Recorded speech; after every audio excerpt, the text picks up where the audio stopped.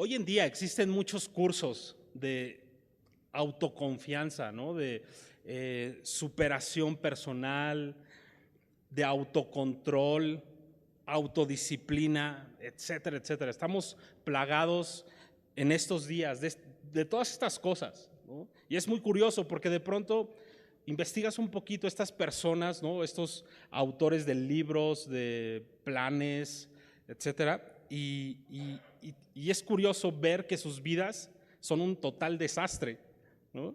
Y ellos mismos son los que te dan estas recomendaciones, estos cursos, ¿no? Es algo muy interesante. Pero la Biblia me dice que la autoconfianza para el creyente es un grave pecado.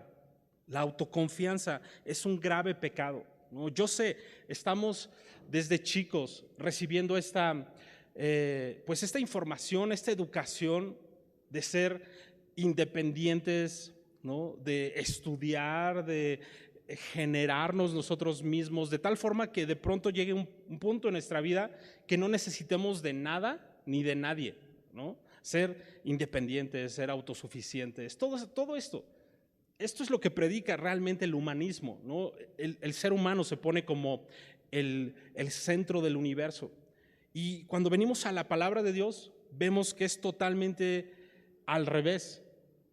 El centro del universo es Dios mismo, es su gloria, ¿no? Y Él nos ha creado a cada uno de nosotros con este propósito de darle gloria. Y el día de hoy estaremos en esta noche revisando un poco acerca de este tema, autoconfianza, un grave peligro, ¿no?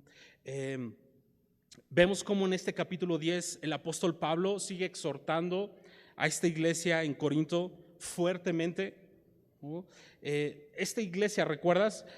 Estaba caminando, andando, confiaba en sí mismo, en sí misma, ¿no? Esta iglesia se gloriaba, se jactaba de estos regalos espirituales que en la gracia de Dios les había otorgado, ¿no? Recuerdas en los primeros capítulos cómo Pablo dice, es que ustedes son carnales, o sea, y no de carnales así de amigos, sino son muy mundanos, ¿no? Y de hecho parte de este propósito de esta carta es Pablo arreglando con doctrina, ¿no? Con enseñanza los problemas en esta iglesia. Y esta iglesia asumían que el conocimiento teológico, ¿no? Como decíamos hace un rato, estos regalos espirituales que habían recibido, los exentaban de cualquier tentación, de cualquier pecado. Y sabes, Pablo dice, hey, tengan cuidado con esto. Y creo que el día de hoy también Dios quiere decirnos a ti y a mí que tengamos cuidado con esto, ¿no? Esto podría también pasarnos a nosotros. No solo sucedió en la iglesia en Corinto, sino podría sucedernos a cualquiera de nosotros. Por eso es que tenemos que tener cuidado con esto, la autoconfianza, ¿no? Probablemente algunos de nosotros llevamos años en el evangelio, ¿no? Probablemente hasta generaciones conociendo del Señor, del evangelio. Y sabes, tú no te puedes confiar en eso, ¿no? A lo mejor tú eres de los que dicen, no, pero pues aquí estudiamos la palabra de Dios verso a verso en su contexto, ¿no? Y a lo mejor hasta te glorías de eso. Bueno, también tienes que tener cuidado, porque eso no te da garantía, ¿no? De que no puedas ser tentado, de que no puedas caer en pecado, ¿no? La autoconfianza, ¿no? De pronto Dios nos usa y de pronto le compartimos a alguien de la familia, ¿no? Y Dios toca su corazón y viene a los pies de Cristo, y de pronto le compartes a alguien en el trabajo y sucede lo mismo, y de pronto ya estás, pues literalmente eres un evangelista por ahí y te sientes usado por Dios. Sabes, ni siquiera eso puede darte la confianza, ¿no? Y eso es lo que estaremos viendo. Estaremos viendo que la autoconfianza es una forma de idolatría, ¿no? Y solo platicándote un poco cómo dividí estos 22 versículos, los primeros 13 versos estaremos viendo el peligro de la autoconfianza, los primeros 13 versos, el peligro de la autoconfianza. Del verso 14 al 22 estaremos viendo el peligro de asociarte con demonios. Y tú dices, no, bueno, ahí sí, a lo mejor la primera parte pues puede ser, ¿no? Por la segunda, ok, vamos a ir viendo a qué se refiere el apóstol Pablo con no asociarnos con demonios. Y la realidad es que esta segunda parte que estaremos viendo se deriva de este primer peligro de la autoconfianza. Entonces vamos viendo. Al principio de este capítulo 10, Pablo usa, como dijimos anteriormente, al pueblo de Israel para ilustrar estos peligros en los que ellos mismos cayeron una y otra vez. Por eso es que nosotros como creyentes debemos evitar a toda costa caer en estos mismos pecados, en estos mismos errores, ¿no? Y entonces el verso 1 del capítulo 10 dice, porque no quiero, hermanos, que ignoréis que nuestros padres todos estuvieron bajo la nube y todos pasaron el mar. Algo importante es que en el Nuevo Testamento el mismo apóstol Pablo escribe en 4 ocasiones esta misma frase, porque no quiero, hermanos, que ignoréis acerca de, y son 4 temas, no los vamos a revisar estos 4, 2 son en Romanos, otros 2 son aquí en Primera de Corintios. Lo que sí vamos a revisar es el que tenemos aquí, ¿no? En el verso 1 del capítulo 10, no quiero, hermanos, que ignoréis que nuestros padres todos estuvieron bajo la nube y todos pasaron el mar. Verso 2, y todos en Moisés fueron bautizados en la nube y en el mar, y todos comieron el mismo alimento espiritual, y todos bebieron la misma bebida espiritual, porque bebían de la roca espiritual que los seguía, y la roca era Cristo. Definitivamente un punto importante a notar en estos versos, pues es esta palabra todos, ¿no? Creo que es el énfasis del apóstol Pablo es claro, ¿no? Todos ellos, ¿no? Hablando del pueblo de Israel, dice Pablo, participaron de estas cosas. Todos ellos fueron privilegiados. Todos ellos recibieron protección, cuidado, dirección y sustento en abundancia. En otras palabras, todos y cada uno de ellos experimentaron la gracia de Dios. Eso es un poco lo que vemos en estos primeros 3 versos, ¿no? Y en estos versos vemos cómo el apóstol Pablo compara el paso del pueblo de Israel bajo la nube, ¿no? Y por el mar Rojo, y hace una similitud a lo que el día de hoy el creyente en Cristo, la iglesia, atraviesa. Y vamos a ver estas similitudes, ¿no? Primero dice bajo la nube. Y esto de bajo la nube representaba la presencia de Dios cuidando, protegiendo, ¿no? Guiando al pueblo durante su camino en el desierto, ¿recuerdas? La presencia de Dios. O sea, ningún otro pueblo en el mundo tenía este cuidado especial, ¿no? Como este pueblo de Israel.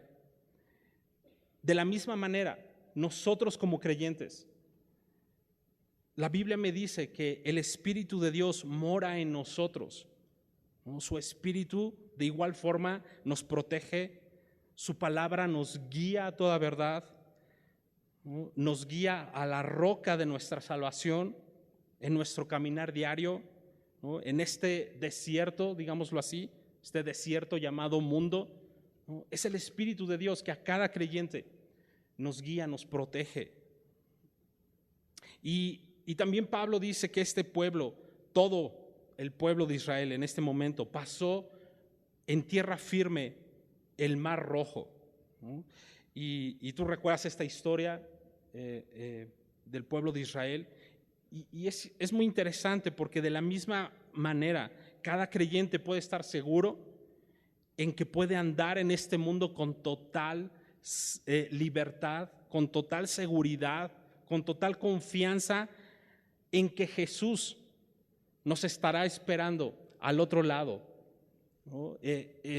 Cada creyente tiene esta esperanza de que un día veremos al Señor cara a cara, ¿no? Es decir, nuestra esperanza no está en este mundo. Si tú como creyente tu esperanza está en este mundo, pues déjame decirte que en este mundo no tienes muy buenas esperanzas, muy buenas expectativas, ¿no? La palabra de Dios me dice que cada creyente es como un peregrino, como un extranjero, ¿no? Por ello, no hagas muchas raíces en este mundo, ¿no? Dios está preparando un lugar para nosotros y esa es nuestra esperanza, ¿no?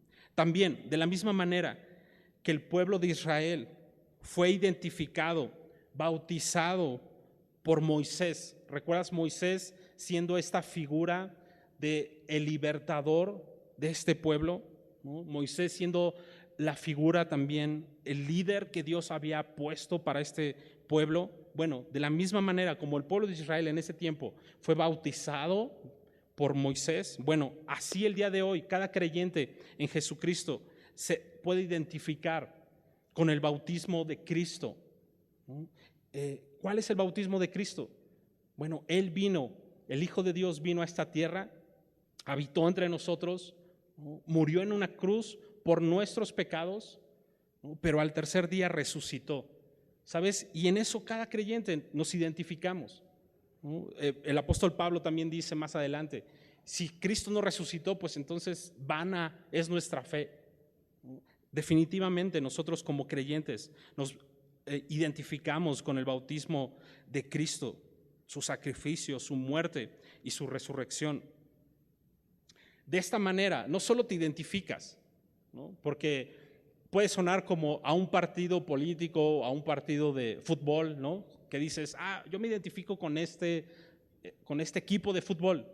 Va mucho más allá de eso, de identificarte con el bautismo de Cristo, sino que al poner tu fe, tu esperanza en el Señor, bueno, somos librados por el poder de Dios del pecado y de nuestra propia carne.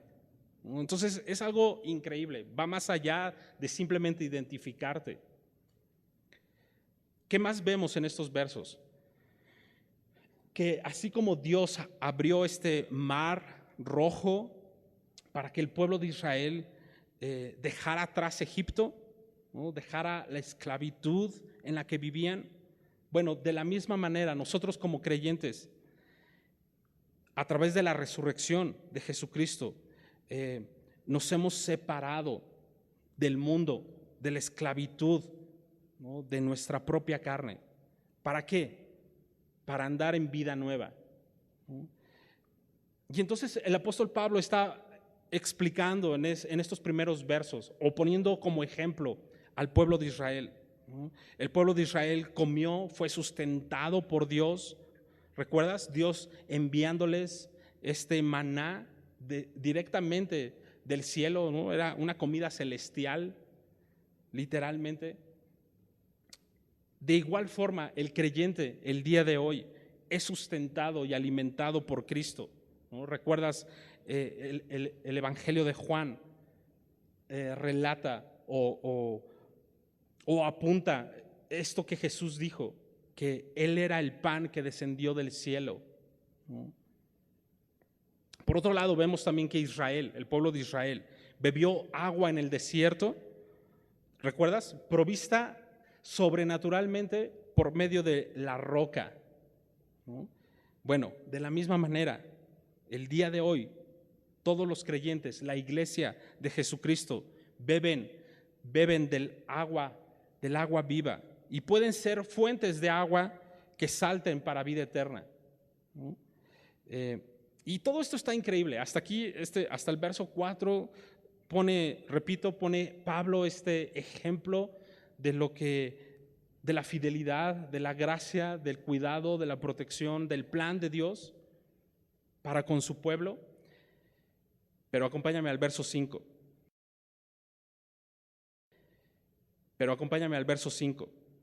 Y viene el primer pero, ¿no? Verso 5 dice, pero de los más de ellos, no se agradó Dios, por lo cual quedaron postrados en el desierto. No se agradó Dios de ellos. En otras palabras, este pueblo fue eliminado, fue desaprobado, fue reprobado por Dios. Prácticamente eso es lo que está diciendo este verso 5, ¿no?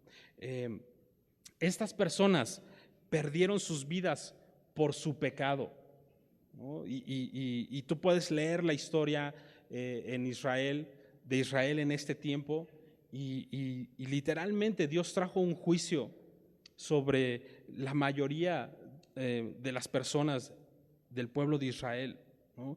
Acompáñame a Mateo capítulo 8, verso 35.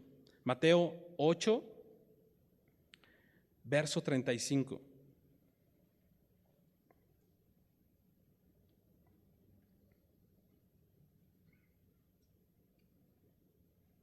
Mateo 8:35 dice: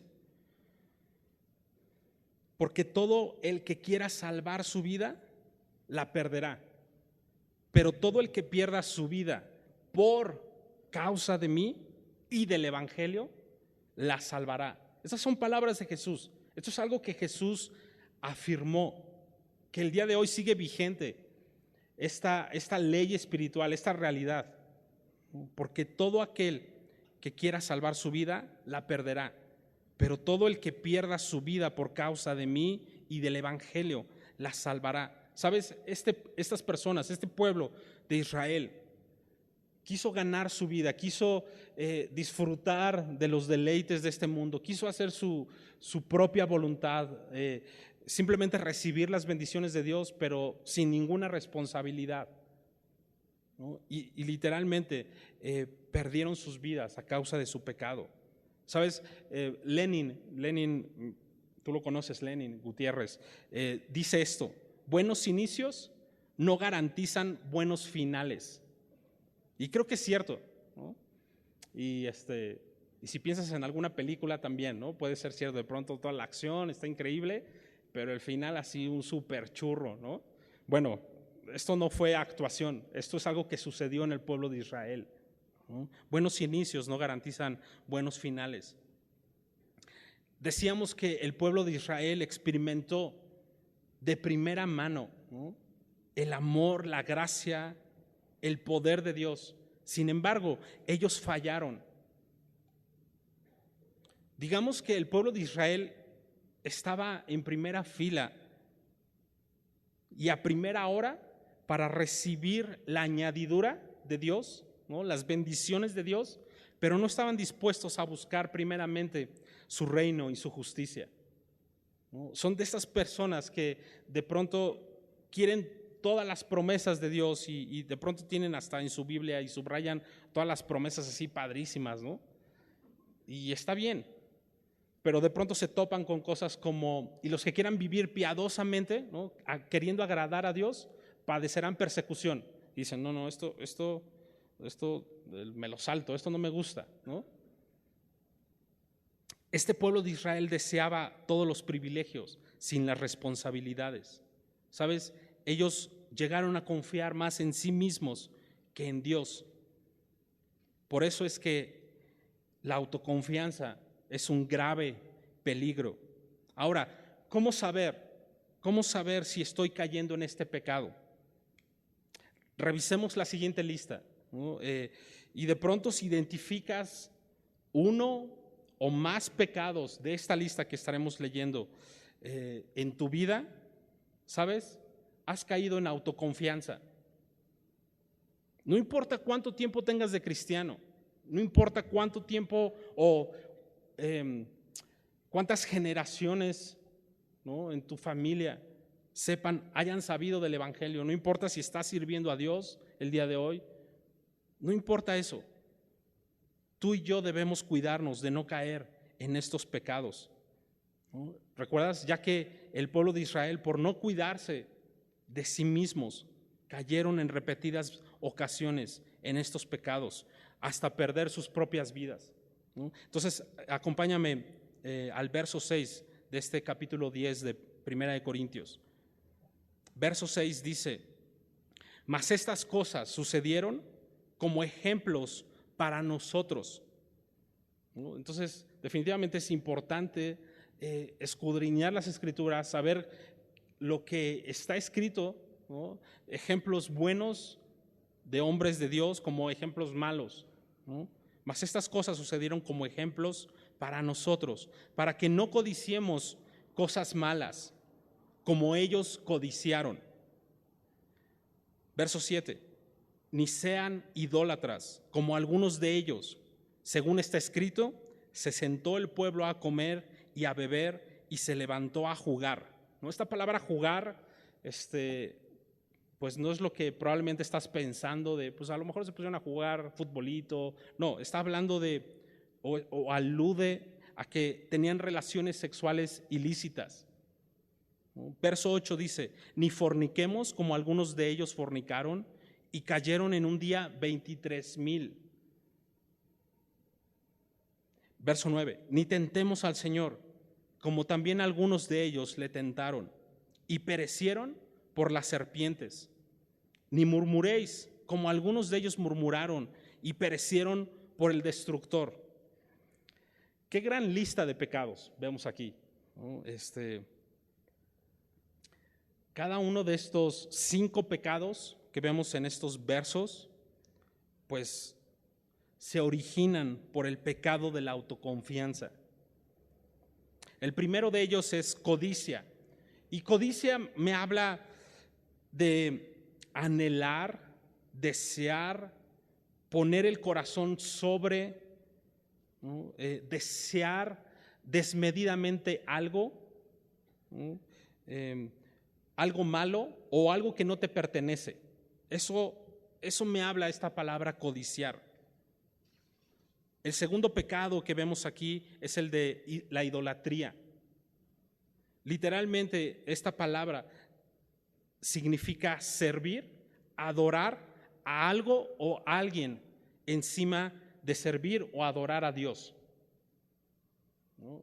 Es decir, la idolatría no se limita solo a pues aquellas personas que se postran delante de una estatua de un muñequito o algo así, sino literalmente significa servir o adorar a algo o a alguien encima de servir o adorar a Dios. Podría ser una relación, podría ser tu trabajo, podría ser tu cuenta bancaria, podría ser tu familia, podrían ser 1000 cosas. El tercer pecado grave que vemos en esta lista, fornicación. Y definitivamente me habla de serle infiel a Dios con tu propio cuerpo y mente, ¿no? Me habla de el sentido carnal, sexual, pero también de un sentido espiritual. El cuarto pecado, tentar a Dios. Tentar a Dios. Y sabes, esto me habla que como creyentes no estemos viviendo y obedeciendo a su palabra. Al no vivir y obedecer su palabra, literalmente estamos tentando a Dios. Otra forma de tentar a Dios, ¿no? Aquellos que continuamente desean que Dios responda a sus caprichos, ¿no? Sabes, estas personas no tienen un entendimiento sano, no tienen un entendimiento correcto de quién es Dios. Y con su actitud, ¿no? Retan, tientan a Dios, su paciencia, su misericordia, ¿no? Tentar a Dios, otro grave pecado.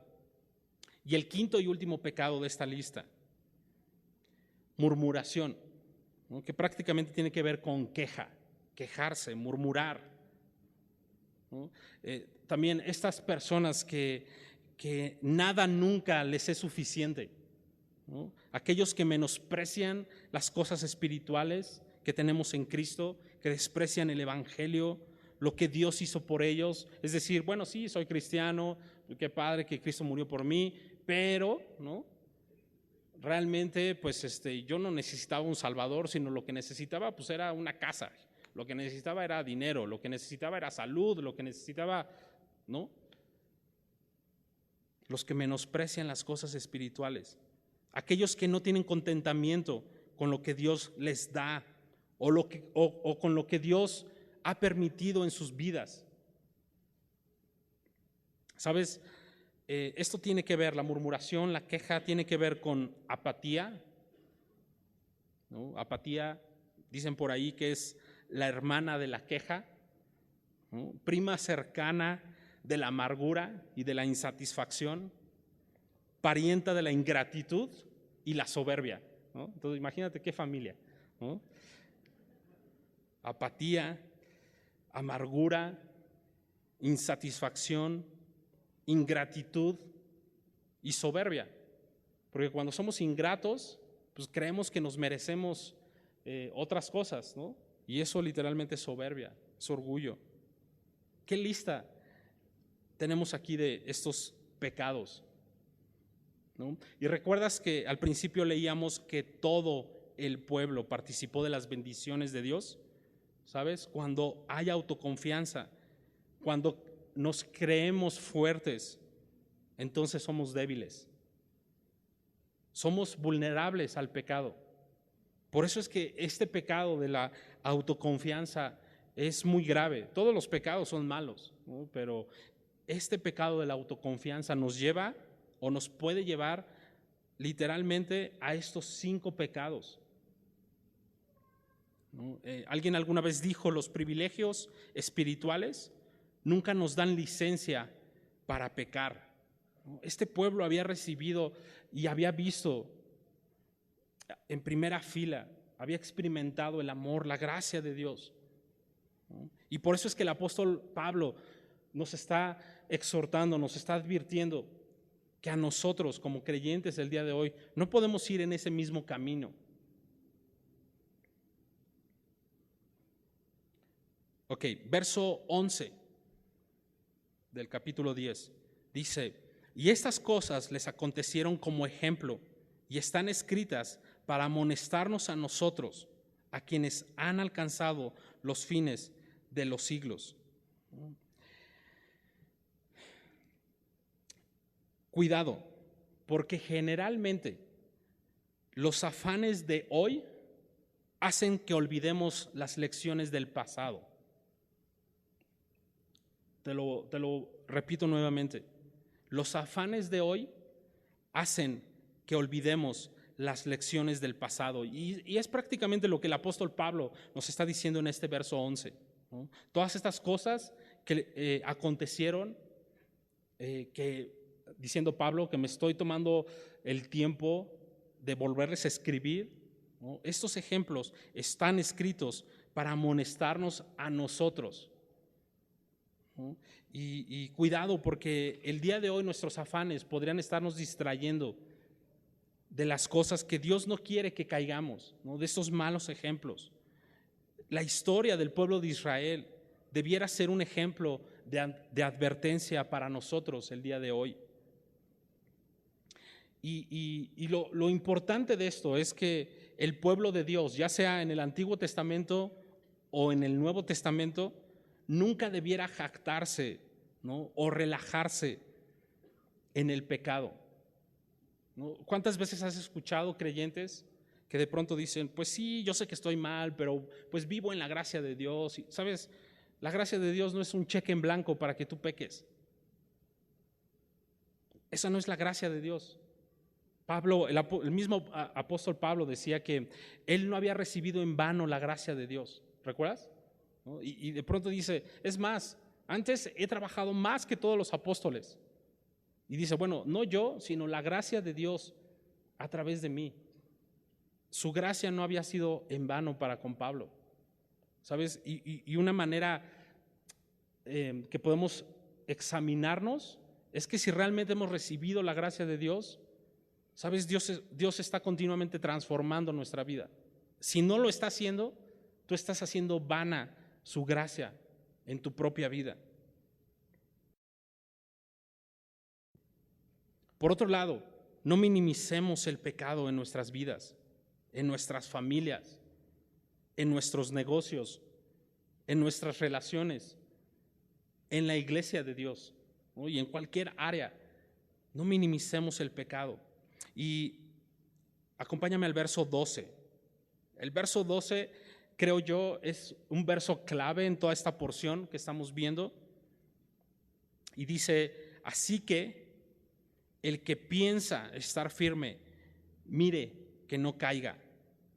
Y en este solo verso, en el verso 12, veo por lo menos 3 pecados o 3 cosas a evitar, ¿no? El primero es definitivamente autoconfianza. El segundo es orgullo y el tercero es engaño. 3 pecados a evitar. Así que el que piense estar firme, mire que no caiga. Autoconfianza, orgullo y engaño. ¿Sabes? Esto como consecuencia nos va a llevar a la ruina.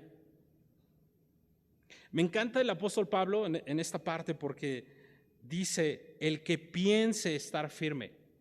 No dice el que está firme, sino el que piense, ¿no? El que se imagina. Casi, si fuera chilango, el que alucina, ¿no? Que está firme. Y sabes, así es el orgullo. El orgullo te hace creer que estás bien. El orgullo, aunque es evidente, ¿no? Los frutos de tu vida, las decisiones que puedas tomar día a día, si son de Dios o no son de Dios. Sabes, el orgullo trata de distorsionar la realidad, ¿no? Y aunque la evidencia en tu propia vida sea irrefutable, ¿no? De que no estás firme en el Señor. Sabes, el orgullo es, no, yo creo que sí estoy firme, o sea, no estoy tan mal, ¿no? Y sabes, el orgullo viene cuando no nos humillamos constantemente delante de Dios. Esto nos lleva al autoengaño, ¿no? A creérnosla, a decir esto, no estoy tan mal, ¿no? Hay personas peores que yo, ¿no? Y eso es autoengaño. Y todo comenzó con autoconfianza, la autoconfianza, ¿no? De tal manera que el fin de esto será nuestra propia ruina.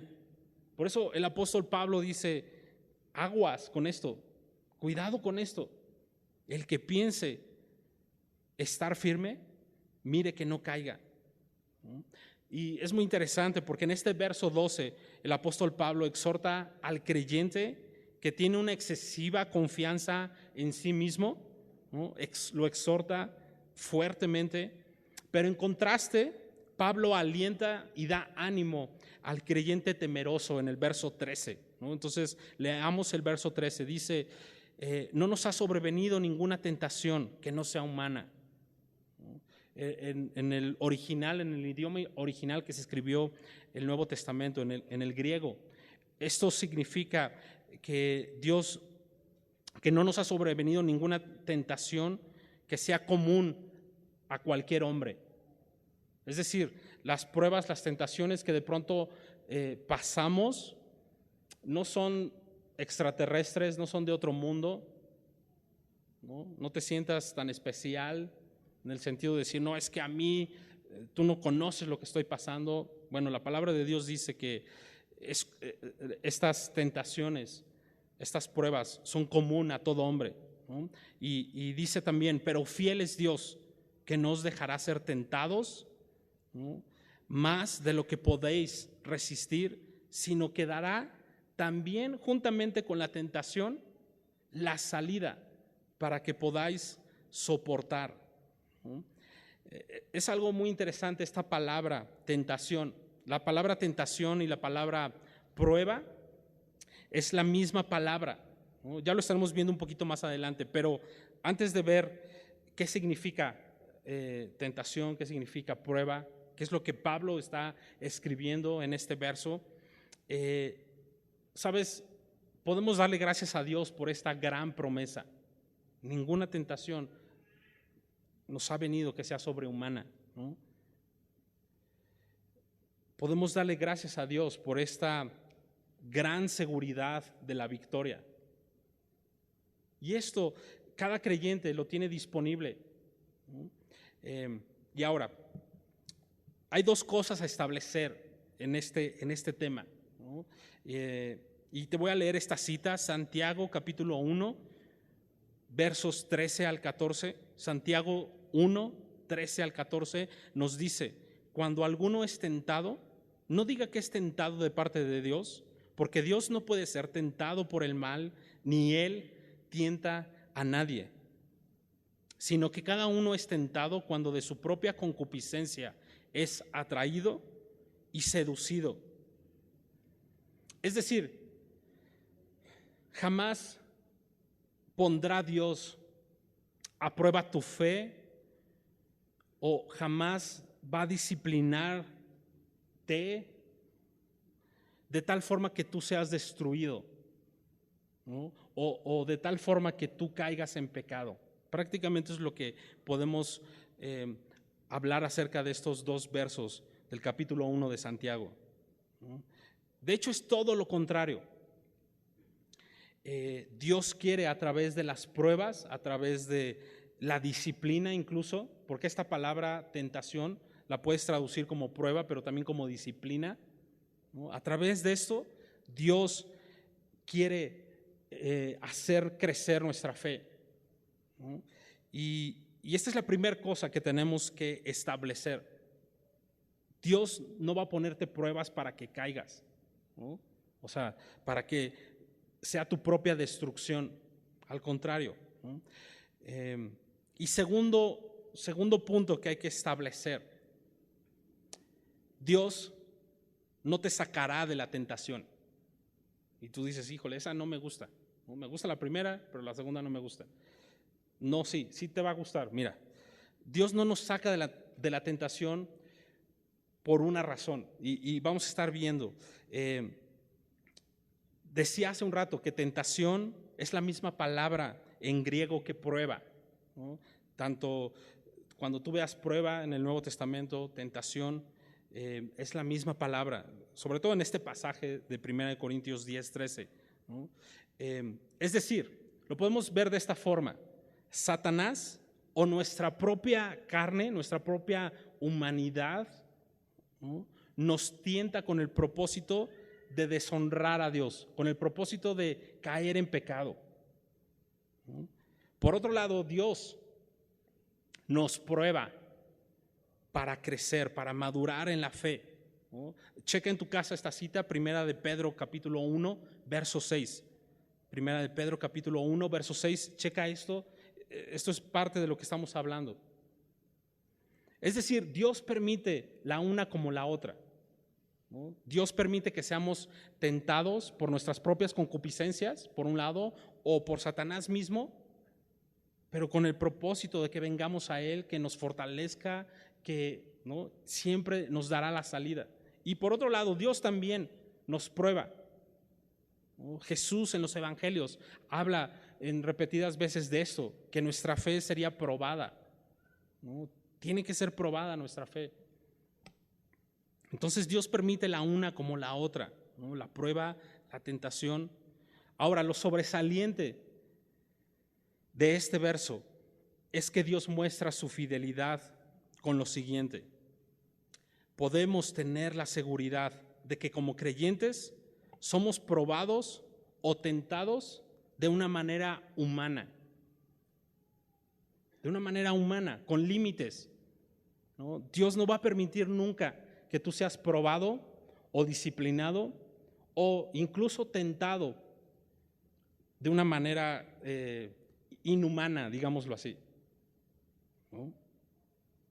No seremos probados, tentados más de lo que podamos resistir, ya que, recuerdas lo que hemos dicho, Dios no está buscando nuestra ruina, sino todo lo contrario. Él está buscando el que crezcamos, que maduremos en la fe. Por ejemplo, quiero poner un ejemplo. Yo, por alguna razón, por alguna extraña razón que desconozco, doy clases en el Instituto Bíblico, ¿no? Y la leyenda dice que mis exámenes son muy difíciles, ¿no? Que son muy completos, ¿no? Imagínate esto, es como si a la hora de hacerles examen final a estos alumnos, de pronto les dijera así a la mitad del examen: ¿saben qué, chicos? Yo quiero ser buena onda con ustedes, no quiero que se estresen. ¿Saben qué? Contesten, si contestaron la mitad, ya con eso la libran, ¿no? No se preocupen. ¿Tú crees que eso realmente estaría bien? ¿Crees que, dicen que sí por ahí, ¿crees que yo como maestro podría tener un entendimiento justo, real, si estudió, si tiene este conocimiento, ¿no? ¿Tú crees que yo podría darme cuenta de esto? ¿Verdad que no? Son necesarias las pruebas, son necesarios los exámenes. De la misma manera, Dios orquesta estas pruebas, estos exámenes en la vida, con el propósito de crecer en Él, ¿no? Es decir, Dios no te sacará del examen, ¿no? O sea, Dios no te dirá: no importa, o sea, ok, sí, chafiaste bien gacho, pero mira, yo quiero ser buena onda contigo, ¿no? Dios no te va a sacar de la prueba. Dios quiere que a través de esa prueba tú le glorifiques. Lo que sí Dios ha prometido es fortalecernos en medio de la prueba. Y no solo eso, sino que siempre nos mostrará la salida de la prueba, de la tentación, ¿no? Siempre, por lo menos hay una salida. ¿Recuerdas? No sé si viste esta película de Matrix, ¿no? Cuando de pronto viene todo el mundo así para a Neo, ¿recuerdas? ¿No? Para pues matarlo, eliminarlo. ¿Y qué es lo que hace Neo? Mientras está corriendo, sigue en la prueba, ¿no? Mientras está corriendo, agarra el teléfono, ¿no? Marca, llama, oye, una salida, ¿no? Y le van diciendo salida. Bueno, eso es lo que tú y yo tenemos que hacer cuando estamos en prueba, cuando estamos en tentación. Llamar a casa, venir a su palabra, ¿no? Todo el tiempo. Solo tenemos que llamar y pedir instrucciones. ¿Cómo? Biblia y oración. Esto nos pondrá en acción, ¿no? Biblia y oración. Ahora, estamos hablando de estas pruebas o estas tentaciones que de pronto surgen.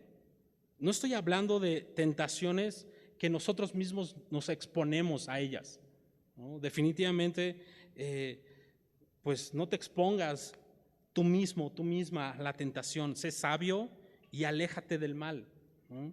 Alguien alguna vez dijo: las tinieblas se disipan cuando enciendes la luz. Y creo que esto es cierto, ¿no? ¿Qué haces ahí en la oscuridad? O sea, estoy hablando espiritualmente, ¿no? ¿Qué haces ahí? O sea, si tu carne tiende para esas cosas, ¿sabes? Solo prende la luz, solo ven a la palabra, ¿no? Y bueno, el segundo peligro. Les decía hace un rato al principio de este estudio que el segundo peligro era tener comunión con los demonios, ¿no? Y tú decías, probablemente varios de nosotros al escuchar esta palabra, y sobre todo aquí en Semilla, ¿no? Pues decimos: no, espérame, yo no tengo ninguna comunión, ninguna participación, porque esta palabra participar, ¿no? Que lo estaremos viendo un poco más adelante, en la mesa de los demonios, tiene que ver, esta palabra participar tiene que ver con asociarte con, ¿no? O tener en común con los demonios, ¿no? Y a lo mejor tú dices: no, ahí sí no. O sea, a lo mejor autoconfianza, de pronto sí, pues no vengo a su palabra, no oro, tomo las decisiones pues como me venga mi propia prudencia, ¿no? Pero eso de participar con los demonios, eso ahí sí, no, yo ni me meto, ok. ¿No? A lo mejor hasta varios de aquí se persignan y todo al escuchar esto, ¿no? De los demonios. Pero veamos qué es lo que la Biblia dice acerca de tener comunión o asociarte con demonios en esta porción que estamos revisando. La pregunta es: ¿puede un creyente participar con demonios? La respuesta la vemos aquí en esta porción que estaremos leyendo a continuación. Definitivamente el creyente no debiera asociarse con, pero vamos a ver cómo el apóstol Pablo nos dice, inspirado por el Espíritu de Dios, que un idólatra se convierte automáticamente en socio de los demonios, ¿no? Entonces esto es fuerte, ¿no? Y recuerda, esto no es para la gente que está afuera, o sea, esto no es para que, sí, le voy a decir a mi tía Chonita que es bien idólatra, o sea, no, esto es para los creyentes, eso es para ti y para mí. Definitivamente no estamos hablando de una posesión demoníaca o algo así, ¿no? Ya lo estaremos revisando, pero lo que el apóstol Pablo advierte, sobre todo en el verso 21, ¿no? Es que no participemos de la mesa del Señor, de tener comunión con el Señor, ¿no? Con su sacrificio, con el evangelio, y por otro lado también tengamos comunión o participemos en pecados con los demonios, ¿no? Y sabes, todo comienza con este pecado de la autoconfianza, ¿no? Deuteronomio capítulo 32 nos narra y podemos observar que se puede adorar a los demonios mediante ídolos. Se puede adorar a los demonios mediante los ídolos. Eso es lo que el pueblo de Israel había hecho. Deuteronomio capítulo 32 verso 17. Entonces, vamos al verso 14 del capítulo 10 de Primera de Corintios. Por tanto, amados míos, dice Pablo, huid de la idolatría. Ahora, algo que tú y yo tenemos que estar bien conscientes es que el corazón humano es una fábrica de hacer ídolos. Porque a lo mejor tú dices, no, yo no soy ningún idólatra, o sea, eso ya pasó, soy creyente. Sabes, tu corazón y el mío es una fábrica de hacer constantemente ídolos. Sabes, es tan fácil servir, postrarnos, entregar nuestro corazón, nuestra fuerza, nuestro tiempo, nuestros recursos, nuestras emociones, nuestra pasión a cualquier cosa antes que a Dios. Eso es muy fácil.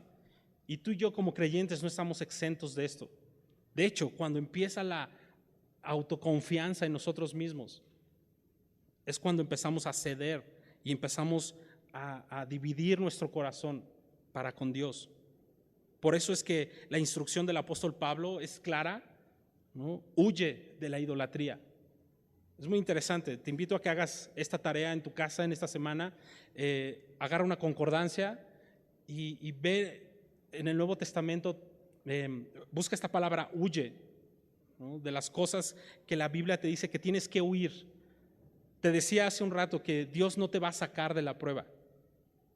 O sea, por más que ores, Dios no te va a sacar, porque ya vimos que Dios ocupa en la vida de los creyentes las pruebas para fortalecer su fe, para grabar la imagen de su Hijo en ellos, ¿no? ¿Qué es lo que tenemos que hacer? Huir. ¿No? Huye de cualquier cosa, huye de cualquier persona o circunstancia que pueda cautivar tu corazón. Huye. Pablo en Colosenses capítulo 3 nos dice que hagamos morir lo terrenal en nosotros, ¿no? Fornicación, impureza, y esta palabra impureza podrían ser cosas buenas, pero con malas motivaciones, ¿no? Fornicación, impureza, pasiones desordenadas, malos deseos, avaricia. Dice que la avaricia es idolatría. ¿Recuerdas? En Cristo tenemos libertad, pero la libertad trae consigo responsabilidad. Nuestra responsabilidad como creyentes es huir de la idolatría. Por otro lado, el origen de la idolatría es demoníaca. Por eso es que Pablo dice, no te asocies, no tengas comunión, no participes de estas cosas. En otras palabras, no te asocies con el enemigo. No tengas nada que ver con el enemigo. Vive para tu Señor, para tu Salvador. Regresando al verso 15, de 1 Corintios 10 dice: como a sensatos os hablo, juzgad vosotros lo que digo. La copa de bendición que bendecimos, ¿no es la comunión de la sangre de Cristo? El pan que partimos, ¿no es la comunión del cuerpo de Cristo? Siendo uno solo el pan, nosotros, con ser muchos, somos un cuerpo, pues todos participamos de aquel mismo pan. Y de pronto vemos que el apóstol Pablo pone nos recuerda prácticamente el Evangelio, ¿no? La Santa Cena, lo que tú y yo recordamos, conmemoramos, ¿no? Lo que Cristo hizo por nosotros, y prácticamente eso es lo que está diciendo Pablo. Verso 18 dice: mirad a Israel según la carne. Los que comen de los sacrificios, ¿no son partícipes del altar? ¿Qué digo pues? ¿Que el ídolo es algo, o que sea algo lo que se sacrifica a los ídolos? Antes digo que lo que los gentiles sacrifican, a los demonios los sacrifican, y no a Dios. Y no quiero que vosotros os hagáis partícipes con los demonios. No podéis beber la copa del Señor y la copa de los demonios. No podéis participar de la mesa del Señor y de la mesa de los demonios. ¿Te das cuenta? O sea, Pablo no está hablando de que cultos, ritos de ocultismo, no está hablando de nada de eso. El que nuestro corazón esté dividido, que nuestro corazón no esté comprometido al 100% con Dios. ¿Sabes?